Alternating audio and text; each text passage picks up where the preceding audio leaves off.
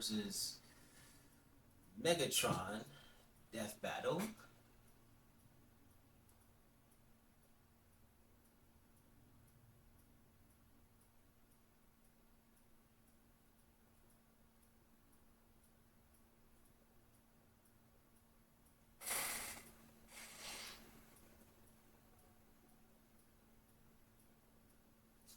I meant to take a picture.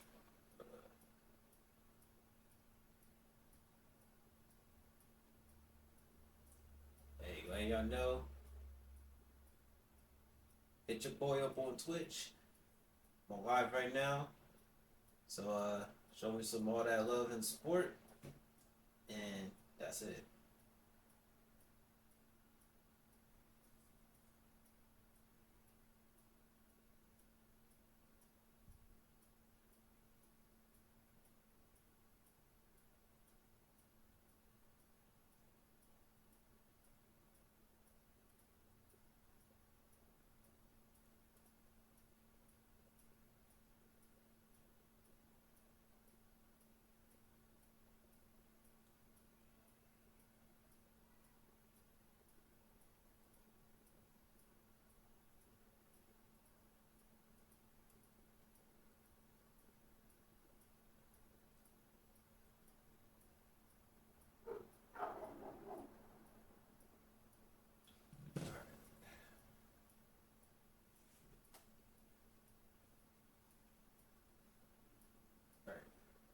Show the road.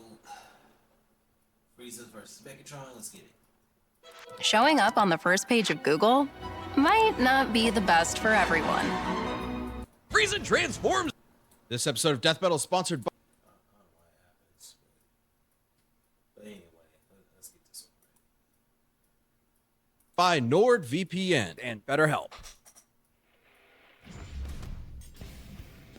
Frieza, the Dread Emperor from Dragon Ball. And Megatron, the Decepticon commander from Transformers. When these two dictators collide, the cosmos will tremble. He's Wiz and I'm Boomstick. And it's our job to analyze their weapons, armor, and skills to find out who would win a death battle.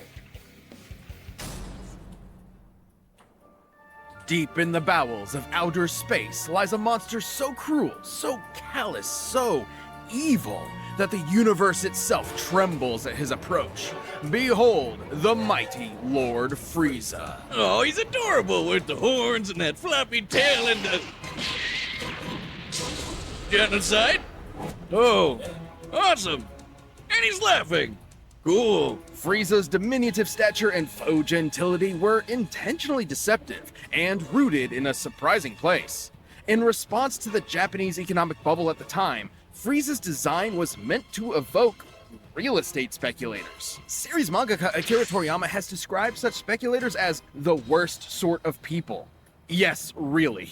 I guess you could say Frieza is more than meets the eye. Oh, wait, shit, that's later. Much is unknown about Frieza's alien race and heritage, only that he and his father were born as mutants with abnormally high power levels. Oh, like how the doc said my blood alcohol level was 0.8 straight out the womb. Frieza was so crazy strong that unlike most Dragon Ball characters who transform to get stronger, Frieza transforms to get weaker. So he doesn't, like, accidentally nuke a planet. Only intentionally. With his father's empire and army at his beck and call, Frieza would cross the universe, conquering worlds one by one, and selling them to the highest bidder. Just like real estate speculators. And if anyone objected, he'd just kill them, their entire family, and everyone they ever knew.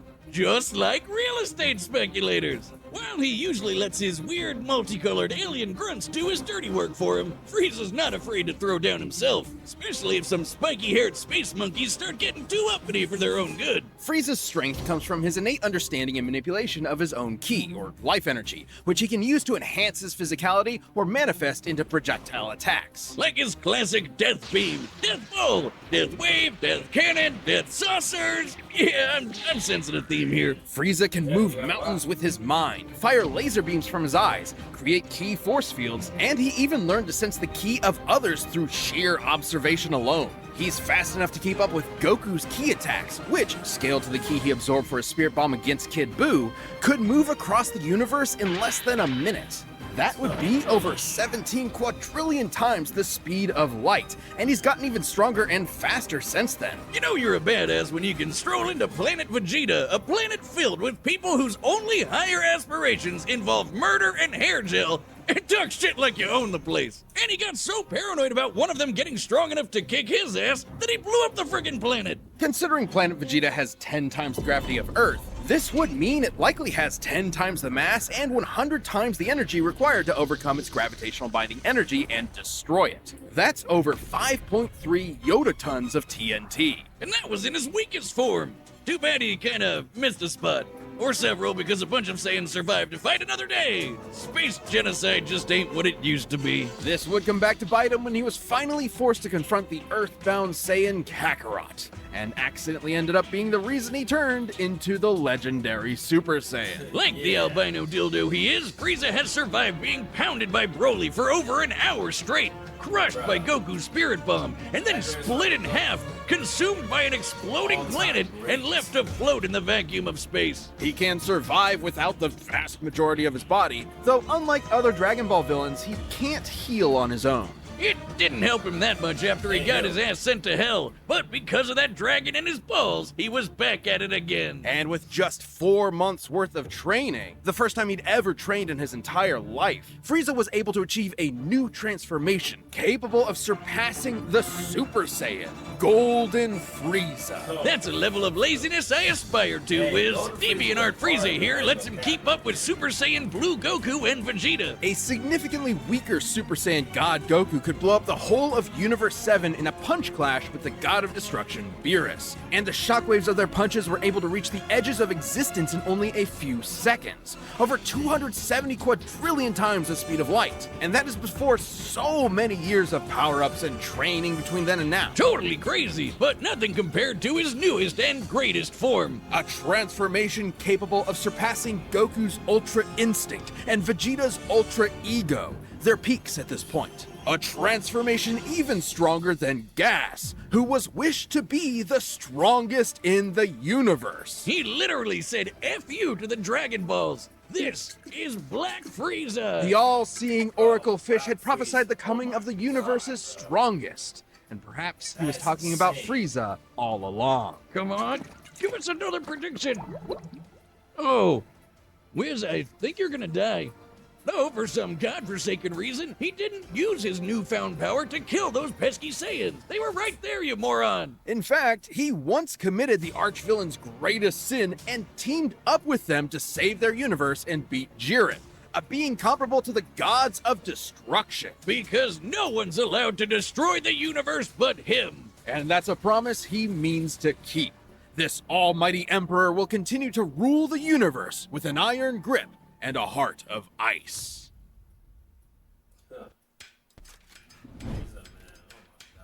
Ray's quitting to lag on Fortnite. This episode of Death Battle is sponsored by NordVPN. It's no secret that Wi-Fi networks, especially free public ones, can be compromised by criminals to get access to, spy on, or even alter your data. For example, you want to surf the web at your local cafe, but the network you sign into happens to be a fake one set up to harvest any sensitive data you enter. The solution? Encrypt your online traffic with NordVPN at all times to keep their naughty fingers out of it. NordVPN is easy to use. You can connect with one click or enable auto-connect for zero-click protection. It's got 5,800 servers in 60 countries and has been confirmed by speed tests to be the fastest VPN out there. Since NordVPN encrypts all traffic, your internet service provider can't slow down your streaming speed. NordVPN is on every major platform, Windows and... You either die a hero, or you live long enough to see yourself become the villain. Or you live even longer and become an 80s toy commercial. This is Megatron.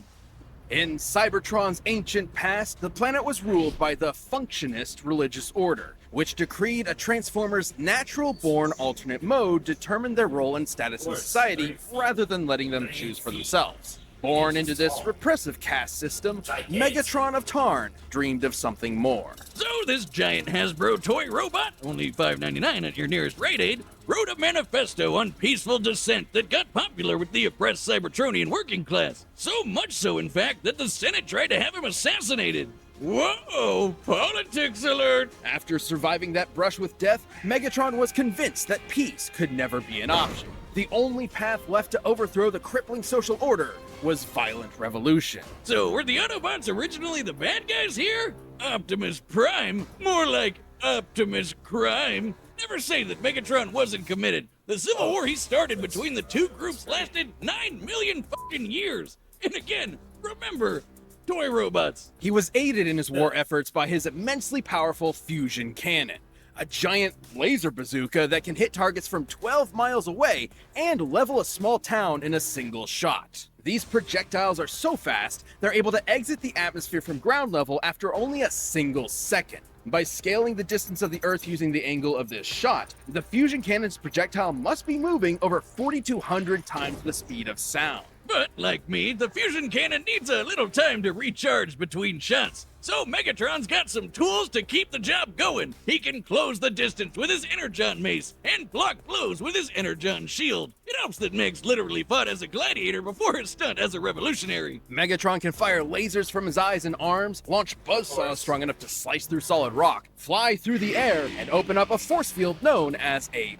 panic bubble. Now, it might seem like a huge flaw that it lets enemy combatants inside, but that's only until you realize it won't let them back out again. That's when the panic part comes in. Megatron's not trapped in there with you. You're trapped in there with him. Megatron's Cybertronian body is strong enough to match the Autobot leader Optimus Prime, who can toss around oil tankers weighing hundreds of thousands of tons. And Megatron's metallic hide was tough enough to survive an explosion so massive, it launched the entire planet of Cybertron through space. By taking a look at Cybertron's mass and how fast it was sent flying to get its overall kinetic energy, Megatron must have survived a blast equal to nearly 4.5 ninatons of TNT, enough to annihilate a small star. He can even keep up with Decepticons like Starscream, who can fly across the galaxy from Earth to Cybertron at hundreds of thousands of times the speed of light. And he wouldn't be a Transformer without being able to transform into various vehicles. A tank, a stealth bomber jet, And a gun!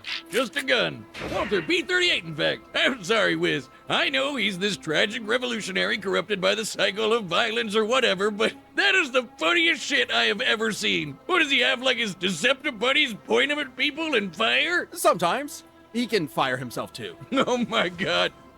That looks even sillier. You may be laughing, but Megatron is no joke. By utilizing space bridge teleportation technology, Megatron can establish a remote link-up to a nearby black hole and teleport the antimatter it produces to his location. Through his eyeballs! Should matter and antimatter meet, they will be mutually annihilated in a brilliant release of energy defined by E equals mc squared. It doesn't matter how durable the matter is, it will be destroyed at the subatomic level. As Megatron's war for control of Cybertron dragged on, all of his highfalutin ideals started to fall to the wayside. In essence, there used to be a point to the war. Now, war was the point. His only goal left was to rule Cybertron with a literal iron fist. That's where Megatron's greatest weapon came into play, his mind. The dude is a strategic and tactical genius who's always thinking 10 steps ahead. He's fought powerful Transformers like Grimlock, Predaking, and the Decepticon, a being with the power of an entire evil universe behind it. He and Optimus have even fought Nova Prime and Regenesis Shockwave, both of whom could utilize the energy of that same universe. Megatron once sealed himself inside an Omniglobe and commanded 1,000 real-life battles at once, funneling every iota of relevant information into his brain at the same time.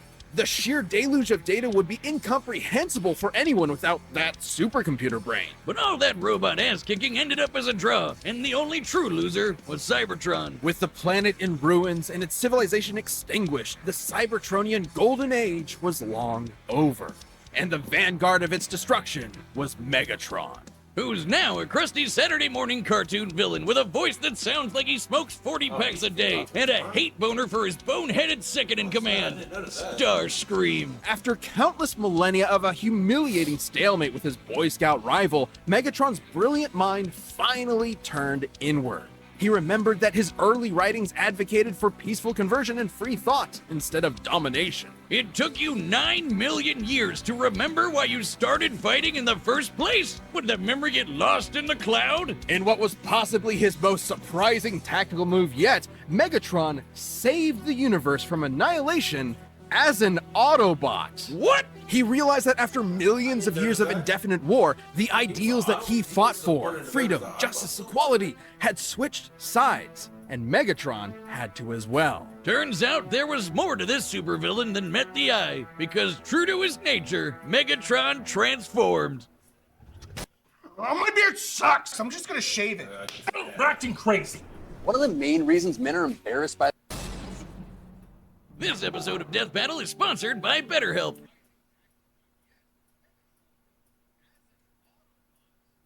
We've run the data. Okay.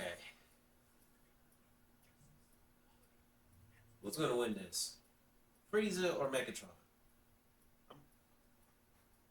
I'm going to go with my boy Frieza. Plus, he survived getting his body, cut in half. Survived exploring planets.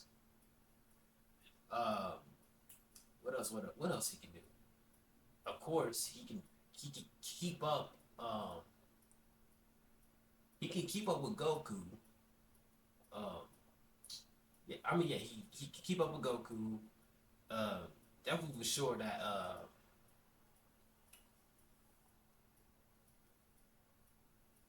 sure that his biggest weapons is definitely like, just like he said himself, the death beat. Like, it's those big ball always, destroy planets. So Frieza always destroyed planets and survive getting destroyed by the planets. So I'm thinking, okay, Megatron, I don't think he's not gonna stand no chance against Frieza. Frieza on a whole different level. So that's the way I'm gonna see it, Frieza, I'm gonna take Frieza, gonna take the win. So yeah. Here we go. Through all possibilities. It's time for a death battle!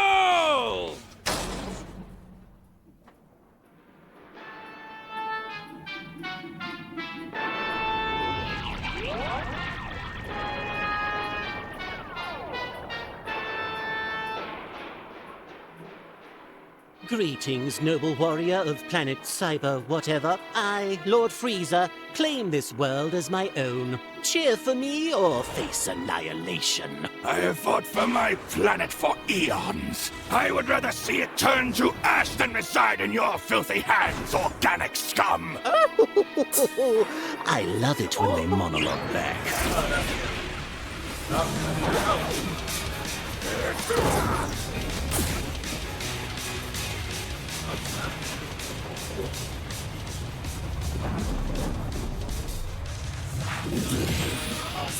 Pity. I'll have to construct a new mothership from your corpse.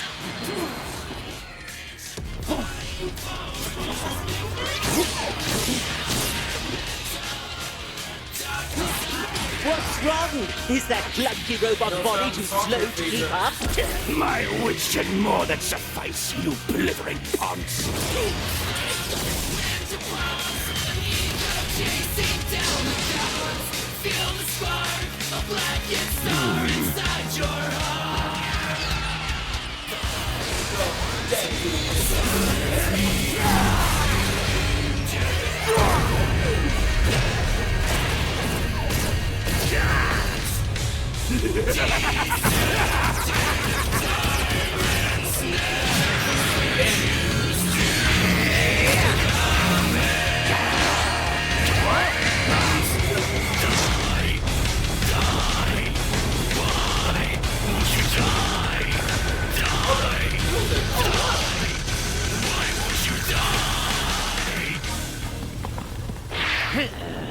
Where did he go?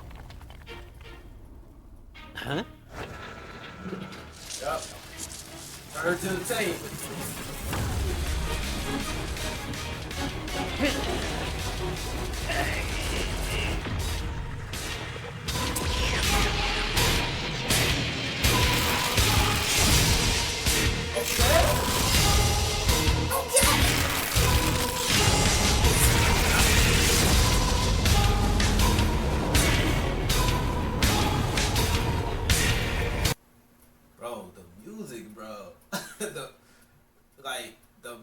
itself though, bro,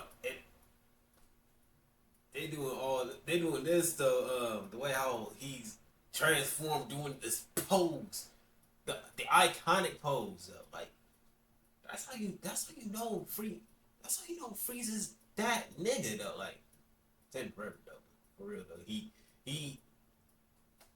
He's still racist for the Saiyans for what he did, but still. I know I got a bad feeling that I got a good feeling Frieza's gonna win. My boy Frieza's gonna take this dub. Megatron cannot keep up with them. Let's get it.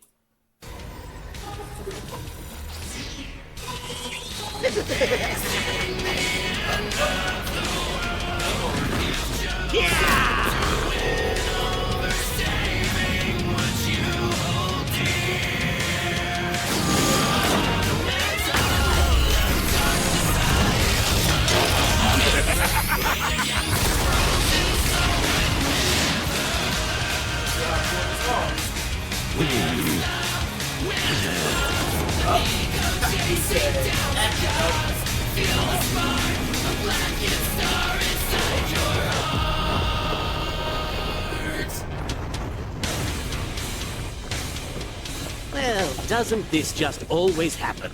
I give it 5 minutes. My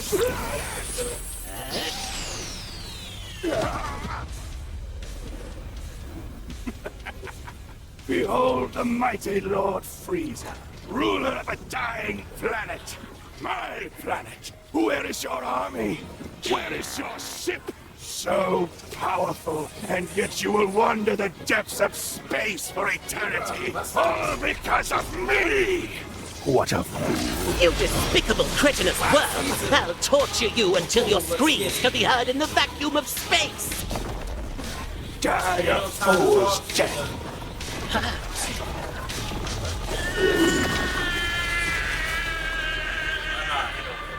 Ain't no fucking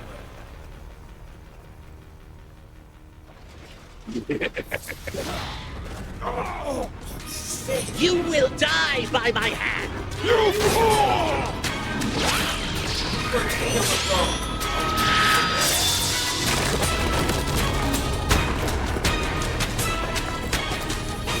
Cybertronians must kill them all. KO! Wrong again, Frieza. It was actually. I thought for a minute Megatron gonna win, pull up the upset. Nope. My boy Frieza, even when his body get cut in half, he's still. I ain't gonna. Let's see what they're gonna have to say. 1 minute and 10 seconds, idiot. Megatron's ruthless resilience may have netted him a win in some scenarios, but Frieza's overwhelming power gave him a clear edge. Megatron's ace in the hole was his antimatter, which would have annihilated Frieza's ass no matter how tough it was. And that was a real possibility. Megatron is a master tactician and manipulator with millions of years of combat experience. Frieza, on the other hand, has always relied on his raw power and intimidation to win fights. When things don't go his way, he has a tendency to freak out. However, Frieza has survived getting most of his body obliterated and kept going. Which meant the antimatter wasn't a surefire win. It would have to completely cover Frieza's whole body before he could react. And Frieza was way too fast for that. While Megatron scaled to characters who could cross galaxies, Frieza has kept up with Goku, who should be at least trillions of times faster. And on his smaller size and key force fields, Frieza had more than enough ways to avoid, defend, or survive the antimatter. So Megatron's only option was power. While Megatron has survived planet-busting explosions and even fought with a being that had the energy of a universe behind it, Golden Frieza was just too much for him, considering he certainly surpassed Goku and Beerus' Punch Clash. Since Universe 7 as a whole should be over 13 times larger than our own universe, Frieza's super forms would far exceed Megatron's own power. And that feat happened at the beginning of Dragon Ball Super. Goku has gotten leagues stronger since then, and Black Frieza is currently beyond him. There was just no way Megatron was strong enough to keep up. Megatron was a devious foe, but Frieza's power, speed, and sheer survivability allowed him to crush the Decepticon leader underfoot. I guess you could say Megatron was cool, but Frieza was cooler. The winner is That's Frieza. pretty catchy right there. Thanks for watching. I ain't gonna lie, that it was close. I thought for a minute Megatron was gonna pull up an upset. But nope. He thought Frieza was gonna think he's gonna get obliterated. Nah. Told y'all. Frieza gonna take the dub. Let's get the camera right here. I don't know why I kept looking